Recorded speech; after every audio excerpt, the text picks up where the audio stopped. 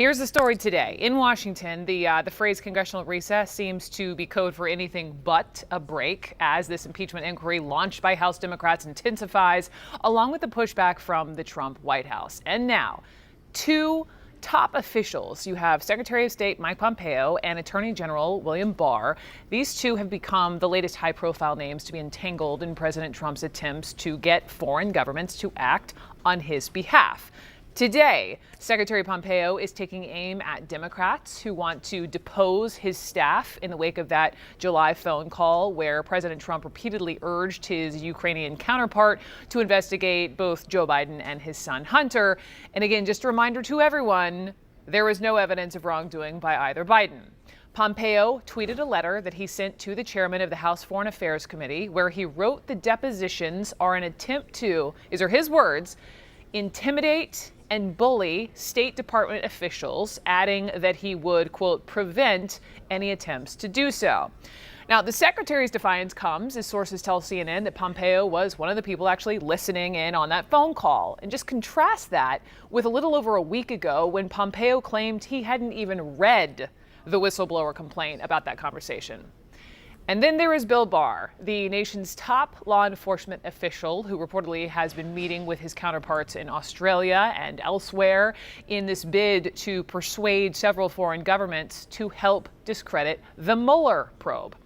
All of that is happening as an important week plays out for House Intel Chairman Adam Schiff and his committee. High-profile appearances, including Kurt Volker, the former Ukraine special envoy who quit the day after that whistleblower complaint went public, along with President Trump's hand-picked intelligence community inspector general. And we should also just note that the intelligence community IG's office issued a sharp rebuke to conspiracy theories that have been spun by the president, spun by his allies, who insist that the whistleblower's concerns are hearsay and that laws were changed over the last year to allow secondhand information to be used.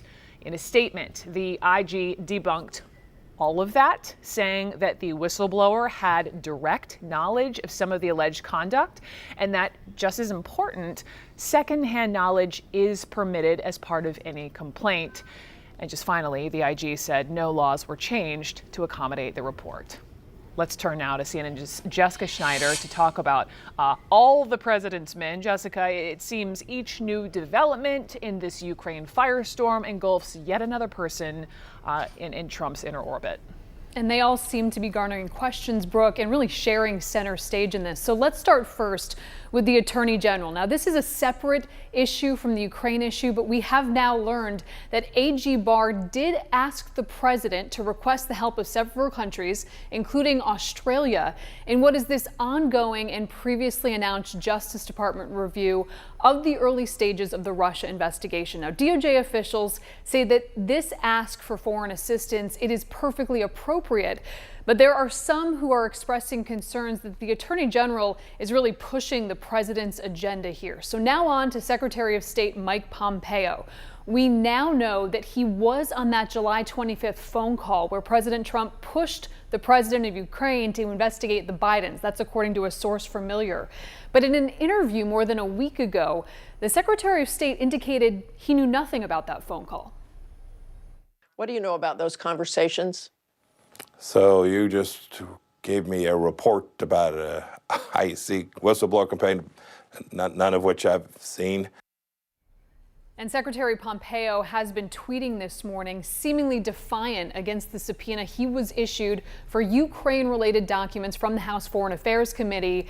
The Secretary of State saying the committee is, quote, in his words, bullying and intimidating the State Department officials that they've also called for deposition. Then to Lindsey Graham, he is also lashing out, really echoing the president's intense questioning of the whistleblower's knowledge and motives. Here's my question. Is this whistleblower, whoever he or she may be, do they have any connection to the intelligence community, the old intelligence community that was corrupt as hell? On top of that, there are questions about the Vice President, Mike Pence, and why he was suddenly pulled from a previously scheduled trip back in May to attend the inauguration of the Ukrainian president. Was that intended as a signal to Ukraine to put more pressure on them? That was just 2 months before the president's phone call request for a favor. And then finally, there's the president's personal attorney, Rudy Giuliani. Top House Democrats yesterday subpoenaed Giuliani for documents related to his communications with Ukrainians, trying to dig up that dirt on the Bidens, and also any documents related to efforts by the president to press Ukraine to interfere in the 2020 election. The Democratic chairmen are warning that if Rudy Giuliani does not comply, it will amount to obstruction. So, Brooke, that is the swirl of questions and controversy around the president's closest confidants as the Democrats now push full steam ahead with their impeachment inquiry. Brooke? Appreciate the diagram, all the president's men. Jessica, thank you so much for that. Let's have a conversation about all of this. Andrew McCabe is a CNN contributor and former FBI deputy director. So, Andy McCabe, a pleasure, sir. Welcome back. Thanks, Brooke. Hang on one. We've got you, Andy. There we go. Yeah. Just like the magic of television. Love it. Here's my first question to you. You were one of the top officials who made sure the Russia investigation was opened. You were at the top levels. They're investigating you and your colleagues. Do you find Bill Barr's travels problematic? And in your decades with the agency, have you ever heard of anything like this? No, I sure haven't heard of anything like this. There's two primary questions that I think you have to ask here. The first is, why is he doing this at all? The circumstances behind the opening of the Russia case are not a mystery. I have testified under oath about them as early as December of 2017. Jim Comey has made comments about them publicly. I have. We've both written books that touched on the issues. So the circumstances behind the case are widely known. They were entirely validated by the special counsel investigation. We now know that Russia did try to attack our elections and that the president did engage in numerous acts of potentially obstructive conduct. So it raises that question of what are we doing here? The second question is not the propriety of the Attorney General talking to foreign colleagues, because that happens all the time, but these are foreign colleagues who are very, very familiar with working with U.S. investigators and prosecutors. We cooperate with those folks and have on investigations and prosecutions for many, many years. So the question becomes, why does the Attorney General feel it's necessary to personally interact with those folks and make this introduction to Prosecutor Durham? And what is taking place in those conversations? What sort of assistance or objectives is he actually advocating for here? To add to your two examples, something that we were wondering also is Bill Barr doing this for the sole purpose of pursuing Trump's conspiracies? Because it's just worth reminding everyone that this is the guy who wrote that, unsolicited memo to the DOJ just last year saying that he thought the Mueller investigation was, quote, fatally misconceived, and that was before he was nominated for the job. That's a great question, Brooke. It's not one we know the answer to, but I think it is undeniable that the Attorney General's personal involvement in this investigation, his prioritization of it, which is indicated by his own travel, is entirely consistent with the president's obsession of undermining the root cause and the impact of the Russia investigation. So we can't say right now exactly why the Attorney General is doing what he's doing, but we do know that what he's doing is entirely consistent with the president's goals. And you think about how many times the president brought up the AG in that phone conversation with Zelensky. Barr has not recused himself at this point. We know how well that went or not with Jeff Sessions. Andy, what would have to happen for him to do so, and who would make him? Well, there's nobody that can make the Attorney General recuse himself from any matter. That is a decision that's entirely up to him. He usually would make a decision like that based upon his consulting with professional ethics professionals within the Department of Justice.